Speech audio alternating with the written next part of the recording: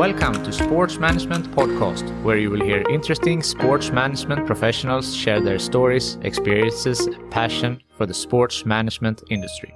I am your host, Marcus Philipsson. Welcome to episode 135 of Sports Management Podcast. Did you know that 65% of you who listen to this podcast do not yet subscribe? That means that you are at risk of missing out new episodes, and with the lineup that I have for 2024, that is not something you want to miss. So hit that subscribe button on your podcast app, and together we will grow Sports Management Podcast. Thank you. Today's guest is Nancy Hensley. She's a founding member of Mercury 13, a pure play investor into women's football. Nancy has a solid background in tech and has worked for companies like McDonalds and IBM, and is bringing a lot of knowledge and experience to the Mercury 13 team. She's also an avid advocate for transformative change in the sports arena.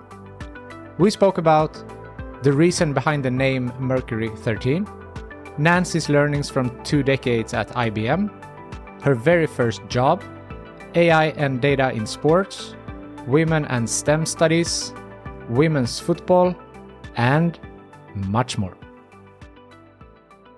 Nancy Hensley, welcome to the Sports Management Podcast. Thank you. Happy to be here. I'm very excited to talk to you today. You are the founding member of Mercury 13, together with previous podcast guest Victor Kojevina. Can you tell us a little bit about what is Mercury 13? So Mercury 13 is a multi-club ownership group. We're focused on women's football exclusively and basically going in and investing in getting controlling stakes in women's teams so that we can really reshape the future and unlock the growth potential in women's football.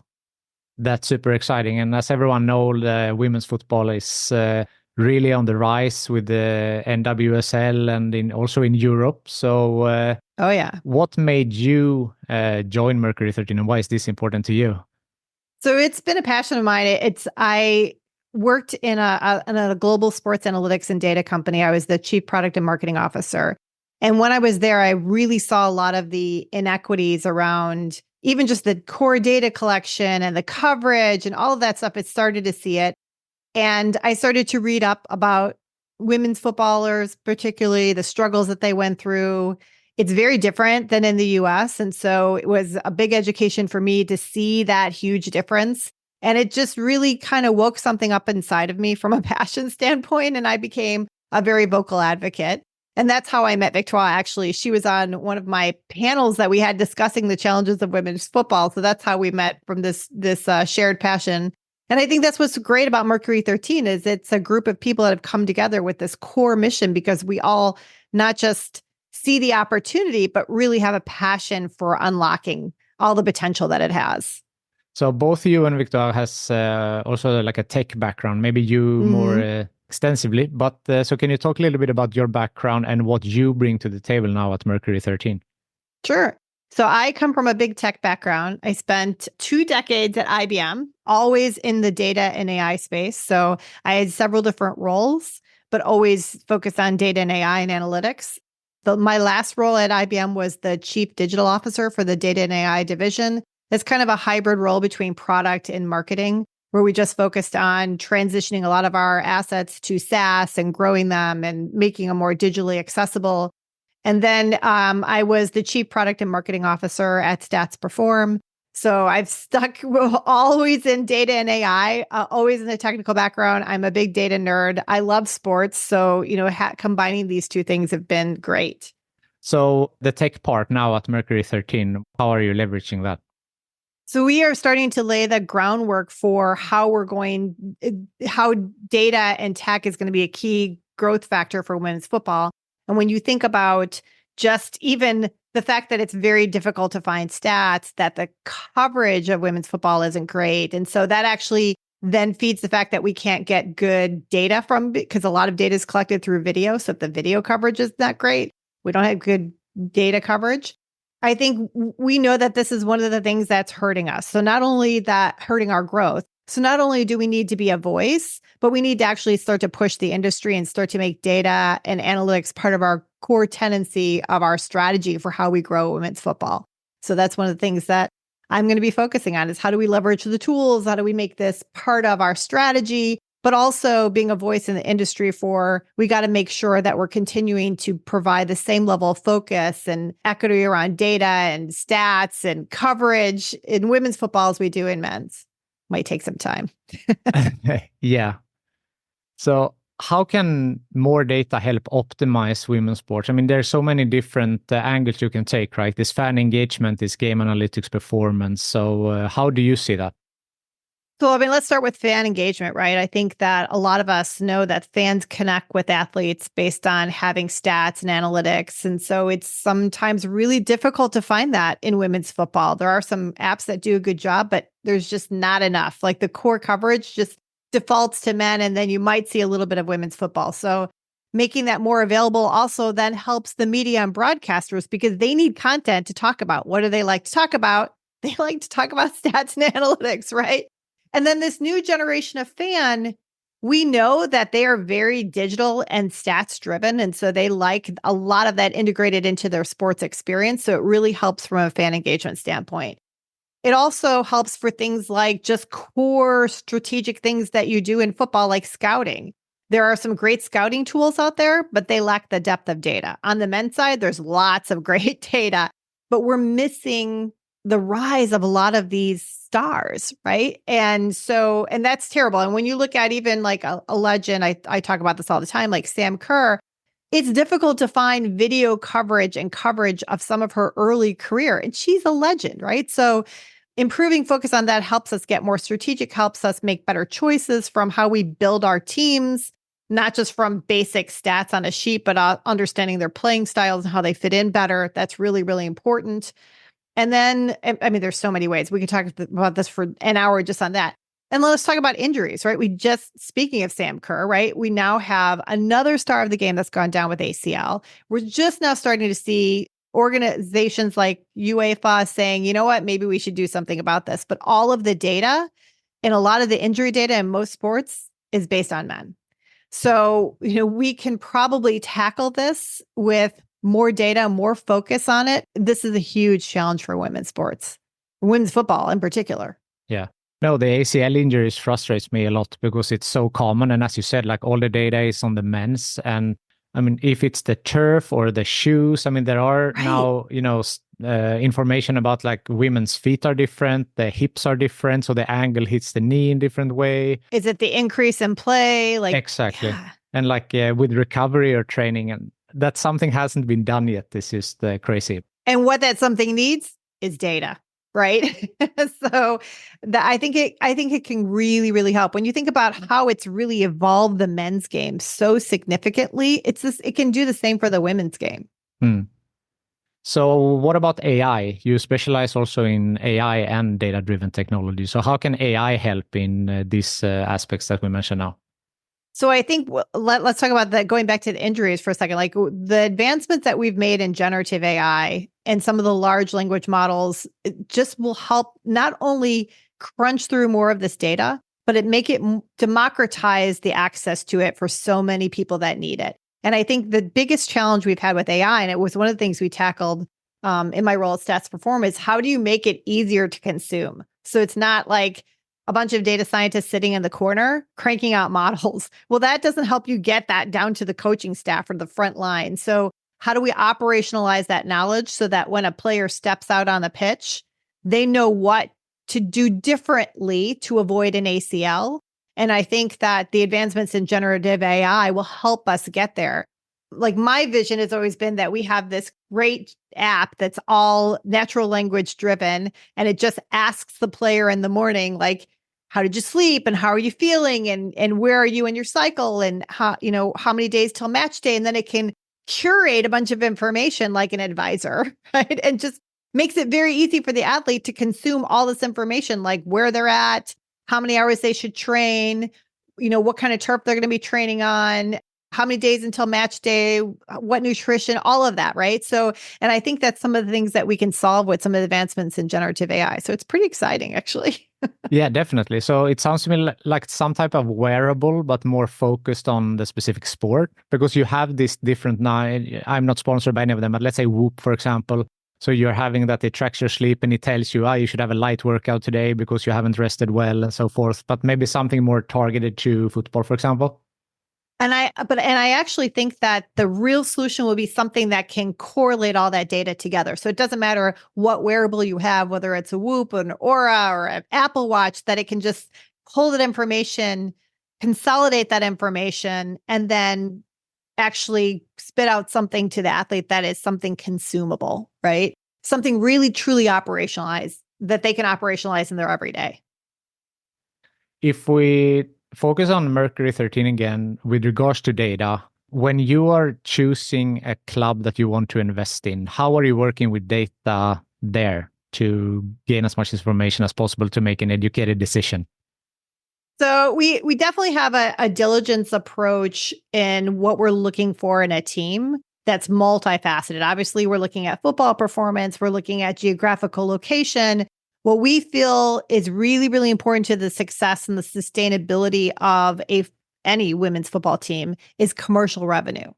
So that's where we think our flywheel starts to run for a team in terms of sustainability. And when you look at the revenue mix between men and women's football, commercial revenue is so core to women. And so if we can really make sure that we can fully commercialize this team, that feeds everything else we want to do, whether it's better resources, whether it's a more depth on the roster or changes to the roster, it starts there. So we look at the commercial viability of the team. We look at the team performance. We look at dynamics within the league. So we do a multifaceted approach, and each one of us kind of take a different aspect that we look at, and then we bring it all together and correlate the data and make a recommendation. So it's pretty extensive. Yeah, I'm sure. And I read that you're focusing on Europe and Latin America first, right? Yep. So is that decision also based on data? Yeah, I think there's a huge opportunity for the growth that we saw that's already kind of happened in terms of the multiples from in the NWSL that's about to happen in Europe. When you look at a team like Angel City, who just a few years ago paid a franchise fee of $3 or $4 million, and now their valuation is $186 million, or even just recently the Portland Thorns that sold for $63 million, or my local home team, Chicago Red Stars, that sold for, I think, $35 million. The multiples are pretty extensive. That is what we think will be happening in Europe, that it is an undervalued asset that just needs the right approach and team to truly unlock all the potential that's there. Is there a difference if a club also has a professional men's team? For example, let's say Arsenal or PSG versus a club that maybe they only have a women's team. They don't have a men's team. Does that make a difference in how you see it in investing? It doesn't. Obviously, it's an easier conversation if they're independent, but I think less than 30% of the clubs in Europe are independent, like women's only. So there's a smaller opportunity of segment of clubs there. So it doesn't make a difference. We're going to look at them either way in terms of what we see as potential. Interesting. Can analytics go too far? I'm thinking, like paralysis by analysis, for example. I'm always very aware of that. It's one of my leadership styles, actually, to always make sure you're grounded in the why and that you don't kind of rotate too heavy into the analysis or the process reason of it. I think when it comes to sports, can it go too far? I think that depends on the fan.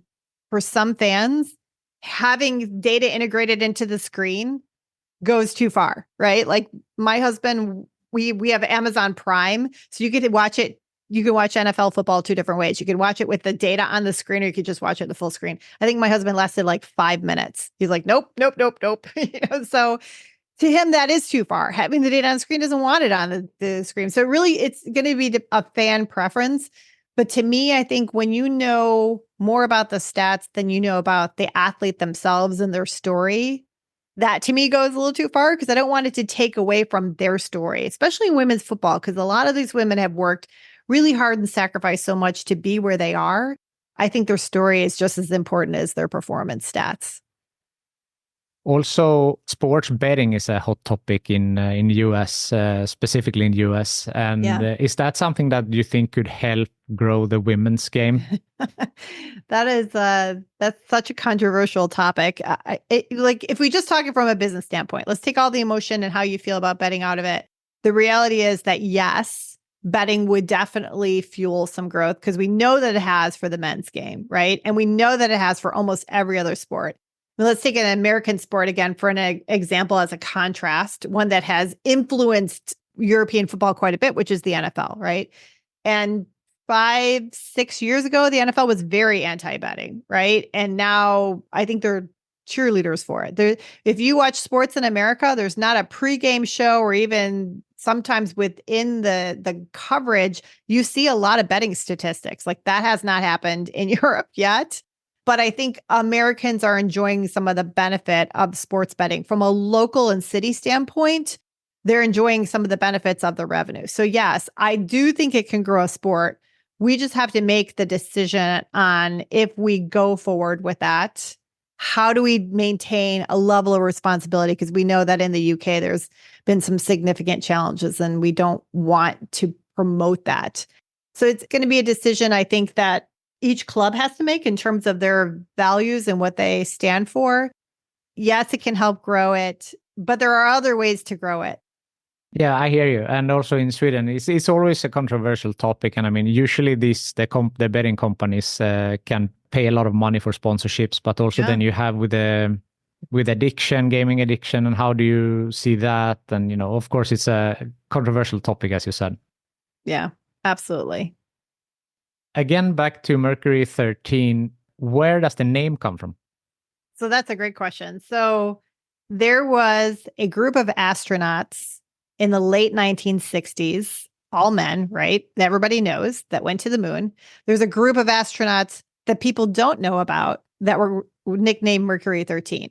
So the doctor that ran all of the medical testing on the men, Dr. Lovelace, he actually funded a private project on his own dime because he was fascinated to see how the women would perform under these same stress test conditions. His theory was that they would perform better.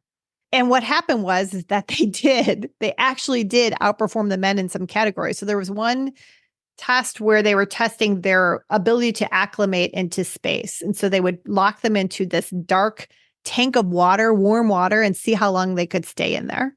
And the men didn't last more than 45 minutes. There was one woman who lasted, I think, almost 9 hours. And so there was a marked difference. And I think her joke was if you had as many kids as she had, then, floating in a nice warm tank is like a vacation. So he was really excited with the results and he went running to NASA and to say, look at this, like the women outperform the men. And NASA was like, oh, no, we can't have that. And so they literally shut down the program. The astronauts got a letter from the president of the United States saying, this must stop now.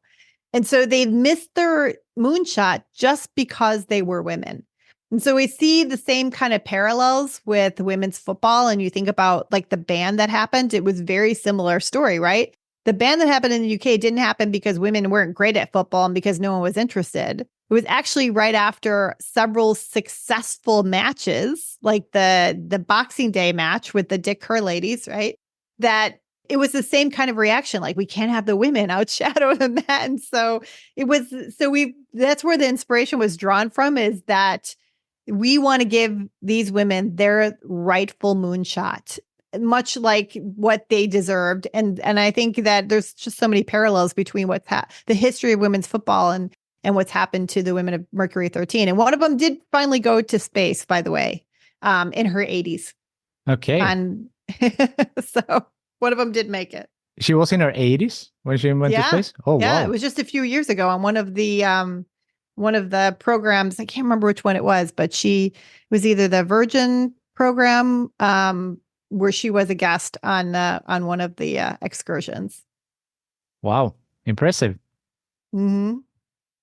Of course, then focused on the women, obviously, and seeing women's football as a business more as, something that's just nice for the women. It's not a charity, it's a business opportunity. That's right. How are you looking at that from a business perspective? So that kind of goes back to what we were talking about, is understanding how revenue supports women's football and what types of revenue supports women's football. And we feel very strongly that the commercial base and making that successful and growing is the key to sustainability with women's football. It's not going to be like men's, where a majority of the revenue comes from match day and media broadcasts. We're not there yet. So we do believe that there's huge potential, and we think that those media broadcast contracts will catch up. What we saw happen in the last year with attendance records being broken, like time and time again, is actually starting to push more value into the contracts. And we saw that in the NWSL one, where it was 40 times bigger. Well, I think we'll see that time and time again in all of the regional contracts around Europe as well. But for now, we've got to focus on making sure that commercial revenue is there, the merchandising, the sponsorships, like helping brands see that sponsoring women's football is a great investment for their brand. And it's not just a great investment because they can say they sponsor sports, but it also is a part of like a bigger movement that's going on around women's empowerment that we see so strong globally. And you think of some of the brands that, like, well, let's take Taylor Swift, right? Everybody's talking about Taylor Swift, or the Barbie movie. Like, all of these huge things that have brought in so much money just kind of validate that there is some there around women's empowerment. And that is so foundational in women's football. And so brands that really want to focus on women and women as a consumer, this is a great opportunity. And so that's where we're really focused, is that whole commercial aspect to really amp up the business and unlock the potential. Taylor Swift must be one of the best things that happened to football, because it brings in an audience that they never had before. That's right. There are people, it's so much fun to watch this on social media, about people who just never cared about the Kansas City Chiefs or NFL, but care if she's at the game. She was at the game yesterday. With her specially made jacket and in the cold and with everything, So, no, that's like the ultimate crossover. Yeah. But talking about the commercial opportunities, it's important in my point of view to see women's football as its own product. It's very often just you take something that worked for the men and you make a copy paste into the women's game. So to making the commercial opportunities that we talked about, what are some key things that needs to be tailored, you feel, for women's football?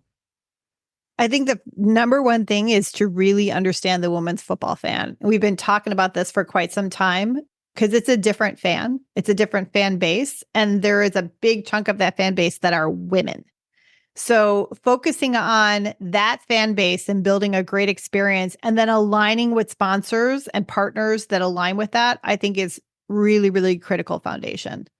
So when I talked to Victoria Kojivina a couple of, I don't know if it was a year ago or something, she talked about, the smallest things, smallest adjustments, like you can offer different drinks, like an, oat milk latte, I think her example was, in the cafeteria, or use something else that appeals to the different fan base. Absolutely. So if you have to look at it in multiple aspects: the actual match day, the experience at the stadium itself. She also talks about, like, because she's got a baby, like it's hard for her to bring a pram into the stadium. The stadium experience was not built for women and build it for women and children, but the audience of women's football is women and young girls, right? And it's the same thing here in the US. Like when I go to a Chicago Red Stars game, what's interesting is that when the match is over, all the parents kind of stay sitting where they're sitting, and the kids just run down to the pitch, and the players then come and meet up with the kids, and they will spend like an hour. Very different experience than any other major league sport that you go to. And so I think that you understand the fan, you understand how to change the experience and capitalize on that. And then not just like understanding the fan, but who exactly they are, what they want, what kind of brands they shop, what partners would be good for that. It's like an all-encompassing experience. And she's right. Like the smallest things, the menus at the stadiums were, again, not designed for women. The experiences, for the most part, weren't designed for women. The sponsors, right? Like all around. Like if you just say, this is a clean slate, we're going to build this around the fan, and we're going to build this around growing the business, I think you have a completely different aspect. I'm actually reading, it's a book called The Club, which is about the rise of the Premier League.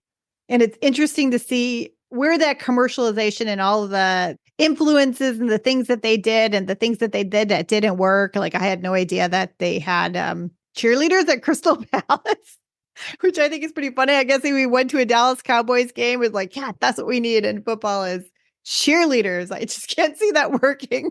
I'm reading it because I really want to understand the things that they stumbled on and the things that they did. But none of us want to just take this and say, let's just take a blueprint of the men's side and rebuild it. We don't want to do that. We're looking at how do we build this in a sustainable way? How do we build this around the fan? How do we actually build this so that the athlete has her full potential unlocked? And I think it's going to be very different than how the Premier League grew up. I'm sure. How about, because there must be male fans that goes to the women's games as well, right? So you need to find that mix also to how do you, if they, maybe they have similar interests as the female fans, I don't know, but like maybe to know your fans and then we go back to data, maybe you can, gain that information, what they like and not like and so forth. Absolutely. We know they're younger. We know that they're more educated. We know that it's split between men and women, actually. It's more family focused. So there are some things we know, but I think there's a lot more we need to know and really double down on who's supporting these teams. Yeah. So I haven't been to a soccer game in the US, but in Europe, it's not considered very family friendly every time. It's it's a smaller group, but they make a lot of noise and with the fires and their chants and so forth. And maybe if you're a parent with a young kid, you don't feel 100% safe. So that's something I feel like in the women's game, what you have seen, it's a completely different atmosphere. It is very different. And I've been to Premier League games and I've been to games in Europe. The games here on the NWSL side are very, very family focused. I would say 40% of the audience is families, lots of young girls, young boys, college age boys or men. It's a very young crowd and it's a very diverse crowd as well. So it's not, I think in some Premier League clubs, you don't see as much diversity, but in I can speak more from the experience of my local team. It's a very, very diverse segment of fans. Going back to how you started, I'm interested in, your journey and up until where you are. So I found that your first job was as a dressing room attendant. Oh, wow. You really did some digging. Yeah. Yep. That was my first job. So, from that and then going on to work for these major brands, McDonald's, IBM, and now Mercury 13. How did it start? How was your journey up until today? Oh my gosh. The funny thing is that I really did not want to be on the business side. My goal was to be a therapist, a psychologist. And so that's what my degree is actually in. And as I was finishing up school and I was doing an internship at a drug rehabilitation center downtown, and it was really tough work. And I was also working at a crisis center. One of my friends was starting a consulting company and he's like, oh, you always have great ideas. Like, just come work for us part-time, while you're finding a job that pays you more than like 5 cents an hour. And that's kind of how I got sucked in, was just kind of working with my friends and then getting in on the consulting side. And then next thing I knew, I was on the tech track. So it wasn't actually where I intended to be, but along my career, I just kind of let the road take me and I just kind of followed it. So I was working for a consulting company. I was sold to McDonald's as a consultant. And then McDonald's eventually said, just come work for us. And then I got to do a lot of international travel. And that was a lot of fun. And then I was recruited by IBM. So it was a path that ended up being really good. IBM was a great place to grow up as a woman in tech. I was a single mom for several years, and it was the best place to be. Especially as a woman in tech and as a single mom in tech, because they were always extremely supportive. That's great to hear. And I mean, it speaks to that also because you were a decade at McDonald's and 2 decades at IBM, right? Yeah. You're not so long in one company if you're not having a good time. That's right. Yeah. But a switch from psychology to tech, That's a big one. They are very different, in my opinion, at least. Yeah. So was that difficult to take, or was it just a natural progression of things? I think I'm insanely curious about a lot of things. And so when I started, I was self-taught on the tech side. And I don't even remember like specifically how I did it. To be honest, I think it was just kind of thrown in. And when I started doing the consulting side, I was more on the marketing and comm side. And through my career, I kind of bounced between the tech side and, marketing and comms, which I think has made me more of a multifaceted executive over time. I was the person who would roll my sleeves up when I was at McDonald's and actually program the POS system because I wanted to learn how to do it. So I think it's just that insane curiosity all the time of learning. And one of the things that I love about this role too is that I'm learning so much about not just football, but the history of football and how it's evolved. And because we didn't have the same level of exposure here in the US. And so to me, it's really, really fascinating. I've read several books and listened to lots of podcasts about the early days of football, the history of football, how it's grown. And it's fascinating. It really is. So you have played a lot of sports, I read, also basketball, football, volleyball, track and field. Yep. And also I read that I think you said that you're a lifetime data nerd. Yeah. So now I think these two interests have, melted together with Mercury 13, the tech and the sports side. Yeah, absolutely. I definitely grew up loving sports. Remember in really young watching the baseball games on TV with my dad. Loved to go to the baseball games. Watching football, like my dad always had sports on all the time. And then, like I said, I tried almost every sport. Like I said, I think that was that curiosity, like, oh, I wonder what it's like to play basketball. Oh, I wonder what it's like to play football. Oh, I wonder what it's like to play floor hockey. So I never really committed to one more than track and field. I think I ran track and field for a couple of years and started to work. So I had less time for sports, but it was a lot of fun trying different things. I'm sure. So although you didn't study like the STEM studies, I know that that's something that you're very dedicated to inspire more women and girls to go into STEM studies. I know you're working with WIST, for example. So how are you working to get more women into STEM studies? I mean, any chance I get, I will try and pay it forward, talk to somebody. There's people that reach out to me all the time on LinkedIn. I'll speak at schools. I'll speak at universities. I am a mentor for women in sports tech for their fellowship program. I still mentor a lot of the fellows that I had in the past. GirlCon was something that I always commit to doing every year because with STEM, we kind of lose them. Like they will say they want to be a scientist or they want to do things when they're younger, and then we kind of lose them somewhere around high school. So getting them in that grade school or middle school age is really important. That's what GirlCon focuses on. So no matter what I do, I always say, like, I will be a GirlCon to talk about getting into tech and more specifically sports tech. And what amazes me is that a lot of these girls had no idea sports tech was a thing. Like they didn't know they could go do something in sports tech, whether they're a lawyer or an accountant or a marketing or a product person. They just didn't know it was an opportunity. And so I think it's so important for young girls to understand that that path is there for them. We need more women in sports tech. We need more women in AI, right? And that helps us manage some of the gender biases we develop these models.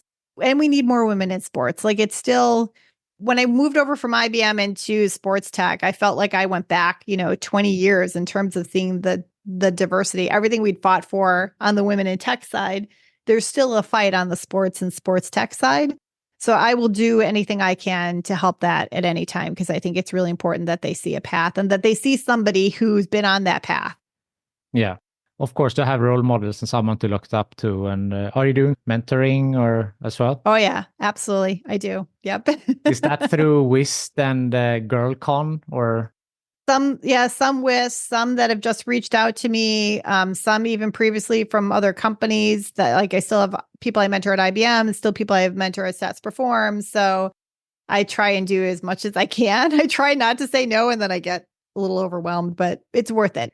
When I was early in my career and I was looking for someone who I could look up to kind of give me the hope and inspiration about staying on the path in tech when there was times when it was tough, there wasn't as many options. And so I kind of made that mental decision that if I made it, that I would pay it forward. Then I still try and do that. On that topic, what would be your best advice for women who wants to pursue a career in sports?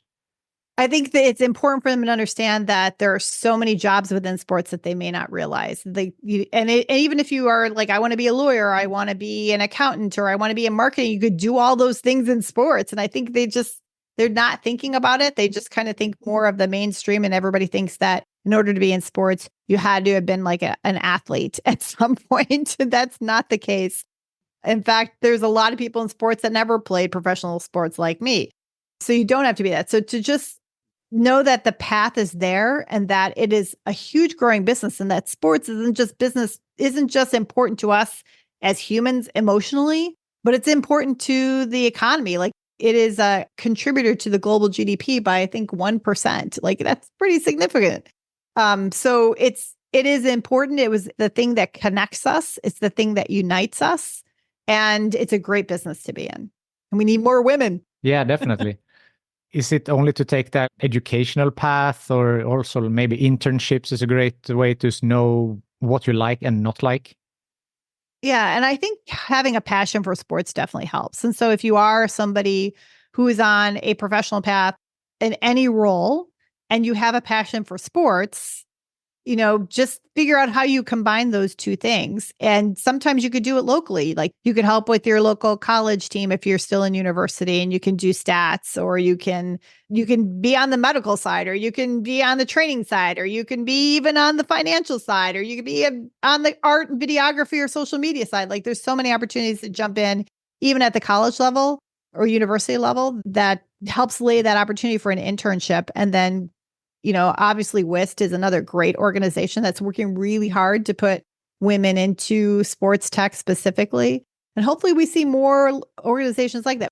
Women's Sports Foundation also works very hard to create those pathways for women. So I think we're starting to see that change happen more and more, much more so than, 10 years ago. Maybe some entry-level jobs will open up in Mercury 13 also. Absolutely. Has there been any bumps on the road in your career? And if so, how did you overcome them? Oh my gosh. There's always bumps in your career, right? I remember very early in my IBM days, as my star was kind of on the rise, I ran into this one woman who just decided she didn't like me because maybe she was jealous. I'm not sure. And she just did everything she could to make my life miserable. And you kind of have to make a decision at that point. Do you respond, or do you just kind of stay your path, right? And that's kind of how I responded then, and how I respond to anything is that, keep your integrity, keep your focus, stay kind, stay authentic, stay true to yourself and your principles and who you are, because those bumps are going to hit, and you're going to run into people that give you a hard time, or maybe don't like you, or disagree with you, or a job that's not the right fit, right? And sometimes that happens. Sometimes you could be the right job, the wrong boss, the right job, like all of those things. You can't take it personally, and that's a learning curve in and of itself, right? But just my secret really has been to just stay very true to who I am and not change. Mm. And do you endure in this type, or do you, look for change, or what do you think? I think the answer to that is it depends, right? And some of those mild things you endure, you power through it, because like the example that I gave you, if you're in a really toxic environment, then absolutely don't endure, because it's not worth it. There are lots of opportunities, and you got to be like a flower. Go plant yourself where you can grow in the sunlight and not wither and in an environment that's not good for you. Yeah. Approaching the end here, is there something I haven't asked you yet that you feel is important to mention? I think it's important to mention, to tell everybody to watch women's sports, to go buy the brands that support women's sports, to be advocates, because we need all the advocates, right? We need people talking about it. We need people watching it so that we get more focus on the media side. We need people to be really vocal about it so we get the attention of the media as well. So that would be what I would say. Support women's sports. Support women's sports. It's good business to support women's sports too. Definitely. Then the final question that I ask everyone is, who from your network do you think would be a good guest on this podcast? Oh, wow. I think that anybody who was a former player, Ariana Cristioni on our team, or any Luco, like somebody who's played, somebody who's kind of endured the challenges of being a professional women's football player is a great choice, because when you hear their stories and you hear what they had to endure, what they've sacrificed just to play football, like, to me, that's really inspirational. And I think more people out there need to understand that these professional football players weren't making millions and millions of dollars. They didn't have an easy life. It didn't have the cushy travel. They didn't have the beautiful fields. And so having people be able to tell their stories, I think is really important. Definitely. That's good advice. I will see if I can make that happen. Excellent. Nancy, thank you so much for taking the time to be on Sports Management Podcast. You're welcome. Thank you for having me. Thank you for listening to the Sports Management Podcast. Please hit the subscribe button so you don't miss out on any upcoming episodes. Also, feel free to leave a comment about what you thought about this episode. If you want to get in contact with me, send an email to sportsmpodcast@gmail.com or hit me up on Facebook, Twitter, or Instagram @sportmpodcast.